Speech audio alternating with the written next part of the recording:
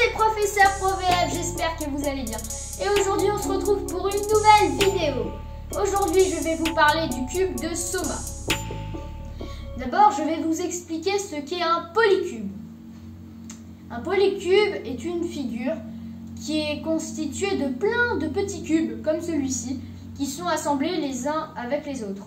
Par exemple, cette figure-là en forme de L est un polycube car il est constitué de 4 cubes qui sont assemblés les uns avec les autres. Voilà. Ici, juste devant vous, vous avez toutes et absolument toutes les figures, tous les polycubes précisément, qu'on peut faire avec 4 qui sont constitués de 4 cubes ou moins, mais qui ne sont pas des pavés. Par exemple, un pavé, c'est par exemple, si ce cube-là était assemblé ici, ça aurait fait un pavé droit, qui a des faces rectangulaires, et c'est ce qu'on ne veut pas. Alors, pourquoi est-ce qu'il n'y en a que cela? Il n'y en a que 7. Pourquoi? Si vous n'avez qu'un seul cube, bah, ça fait un cube, c'est un pavé droit. Du coup, ça ne marche pas. Quand il y en a deux, bah, par exemple ici, on a obligatoirement ces deux-là. Et où est-ce qu'on, n'importe où soit leur position, ce sera toujours un pavé droit. À 3, il y a deux possibilités.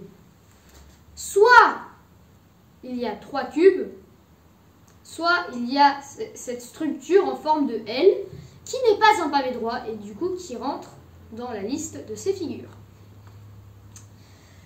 Et c'est la seule figure à 3 cubes et les autres sont des figures à 4 cubes. Du coup, celui-là, je vous l'ai déjà présenté, c'est la figure en forme de L. On a celui-là aussi, celui-là, qui est en forme de T, mais qui n'est pas vraiment un T. Et enfin, les figures les plus complexes après, on a celui-ci, qui est un cube ici, un cube là, et un cube ici. Ça fait toujours 4. Et enfin, les deux dernières, qui sont presque pareilles. Ils sont presque identiques, mais vous allez mettre du temps à comprendre qu'ils ne sont pas identiques, ils sont juste symétriques. Identique, ça veut dire que avec une position, on peut trouver la même figure. Sauf que vous pouvez le bouger autant que vous voulez, vous n'arriverez jamais à trouver la même figure. Ces deux figures sont symétriques, mais elles ne sont pas les mêmes. Du coup, elles rentrent aussi dans cette catégorie. Et voilà, grâce à l'origami, j'ai pu faire ces 7 pièces. Et alors, maintenant, on va faire un petit jeu, on va compter les cubes.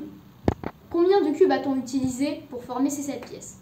Alors, c'est très simple, vu qu'on sait qu'on a une seule figure à 3 et 6 figures à 4. Du coup, on fait 6 fois 4, 24, plus 3, 27.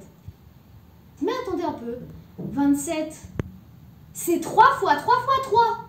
Et oui, 27, c'est 3 fois 3 fois 3. Et un cube, ainsi, on peut former un cube de 3 fois 3 fois 3. Avec ces pièces, on peut former ce puzzle qu'on appelle le cube de Soma. Et du coup, bah, vous allez essayer de faire un cube 3 fois 3 fois 3 avec ces 7 pièces. Et si vous voulez la réponse, eh bien, continuez la vidéo. Sinon, je vous invite à réfléchir. Alors, la réponse est très simple. Tout d'abord, vous prenez les deux figures en L, celle-là et celle-là. Je vais faire un peu nage. Et voilà. D'abord, celle-là, on les met comme ceci. Paf.